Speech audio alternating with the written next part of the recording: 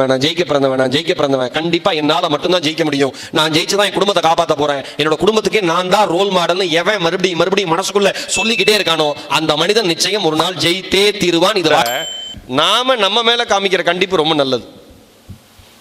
இந்த வித்தியாசத்தை குறைகளை மறைக்க போராடாதீர்கள், குறைகளை குறைக்க போராடுங்கள். நிறைய பேர் என்ன தப்பு பண்ணுவோம்னா, ஏன் நேற்று படிக்கலன்னு கேட்கறாருன்னு வச்சுங்க துரை சார், அதுக்கு ரீசன் சொல்லுவோம். கரண்ட் இல்லை சார். இப்போ கரண்ட் இருந்தால் நம்ம ஐன்ஸ்டீன் ஆகிருப்போமா? இவ்வளோ நாள் கரண்ட் இருந்துச்சு, என்ன சாதிச்சோம்? உடம்பு இல்லை சார் அம்மாவுக்கு. இவர் தான் அப்படியே ஒன்னே ஒன்று சொல்லவா, இவர் இருந்த தான் தோற்றதற்கான காரணங்களை அடுக்குபவன் வாழ்க்கையில் ஒருபோதும் வெற்றி அடைந்ததாய் வரலாறு இல்லை. தான் தோற்றதற்கான காரணத்தை கண்டுபிடிப்பவன் வாழ்க்கையில் அடுத்த நிமிடமே வெற்றியடைய போகிறான் என்பதற்கான அடையாளம் அது. நம்ம எல்லாருமே பண்ற தப்பு, நான் இதை பண்ணிட்டேன் ஏன் பண்ணேன் அப்படின்னு நம்ம யோசிக்கிறது. நாமளே யோசிக்கலாமே, ஏன் அடுத்தவன் சொல்லணும்? ஏன் இவ்வளவு தூரம் 3 தடவை ட்ரை பண்ணேன், 4 தடவை ட்ரை பண்ணேன், எந்த இடத்துல தப்பு பண்ணேன், எந்த இடத்துல மிஸ் ஆச்சு? ஐயோ இப்போ டோட்டல் பேட்டர்னே மாறிடுச்சு. சில சார் என்ன சார் கிளம்பிட்டீங்களான்னாரு. சார் இப்போ தான் சார் ஷவர் பண்ணிட்டு வெளியில் வந்தேன், குளிச்சுட்டு வெளில வந்தேன், ஒரு 10 நிமிஷத்தில் வந்துடுறேன், சாரி சார் நான் தூங்கிட்டேன்னு. எந்த மனிதன் தன்னுடைய குற்றத்தை ஒப்புக்கொள்கிறானோ அந்த மனிதனை இறைவன் ஆசீர்வதிக்கிறான் என்று அர்த்தம், மறந்துடாதீங்க. நான் படிக்கலை அதனால தான் போஸ்டிங் போகலன்னு சொல்லணும். நான் நல்லா படித்தேன், நல்லா எழுதினேன், பேப்பர் மாறிடுச்சுன்னு சொல்லக்கூடாது. குழந்தை பையன் மாதிரி. அது எப்படி பேப்பர் மாறும்? கரெக்டா? சப்ஜெக்ட் கடைசியில் பேட்டர்னே மாறி போச்சு. பேப்பர் மாறும் சொல்லி பேட்டர்னே மாறி போச்சு.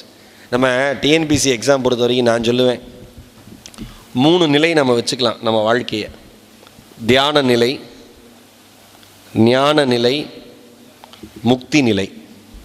போகிறோமோ அந்த இடத்துக்கான விஷயம் நமக்கு தெரியலைங்கிறப்ப சுற்றி இருக்கிற எல்லா விஷயமும் நம்மளை டிஸ்ட்ராக்ட் பண்ணிக்கிட்டே இருக்கும்.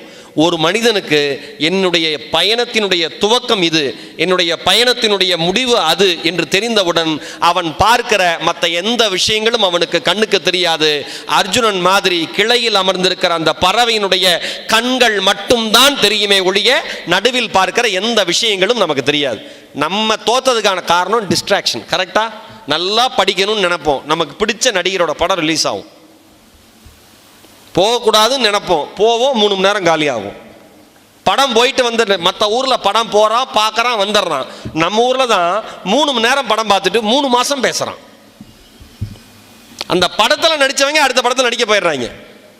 அஜித் சார் நடிக்கிறாரு, அவருக்கு வேலை அது, நடிச்சுட்டு அடுத்த படத்துக்கு போயிடுறாரு. விஜய் சார் நடிக்கிறாரு, நடிச்சுட்டு அடுத்த படத்துக்கு போயிடுறாரு. தனுஷ் சார் நடிக்கிறாரு, நடிச்சுட்டு அடுத்த படத்துக்கு போயிட்டாரு. இவனுக்கு 2 பேரும் அடிச்சுக்கிறானுங்க, அதில் 6 மாதம் ஓடுது. அவங்க கெஞ்சுறாங்க, உங்க வேலையை பாருங்கடான்னு. என் வேலையே இதுதான். நம்மால் கடைசியில் வாழ்க்கை என்னை கைவிட்டு விட்டது.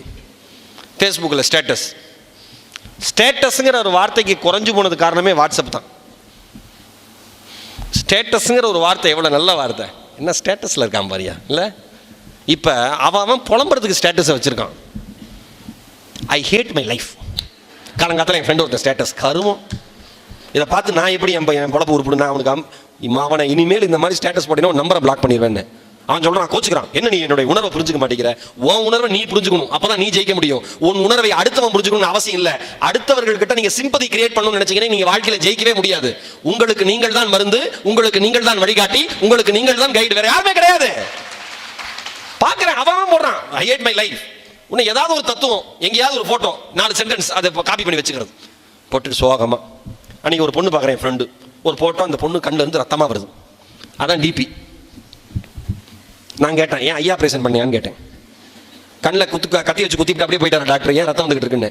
இல்லை மகேஷ், என் வாழ்க்கையே நரகமாக இருக்கு சார். மறுபடியும் சொல்கிறேன் சார், நான் ஜெயிக்க பிறந்தவன் கண்டிப்பா என்னால் மட்டும்தான் ஜெயிக்க முடியும். நான் ஜெயிச்சுதான் என் குடும்பத்தை காப்பாற்ற போறேன், என்னோட குடும்பத்துக்கே நான் தான் ரோல் மாடல்னு எவன் மறுபடியும் மனசுக்குள்ள சொல்லிக்கிட்டே இருக்கானோ அந்த மனிதன் நிச்சயம் ஒரு நாள் ஜெயித்தே தீருவான். இது வாழ்க்கையினுடைய சொல்லப்படாத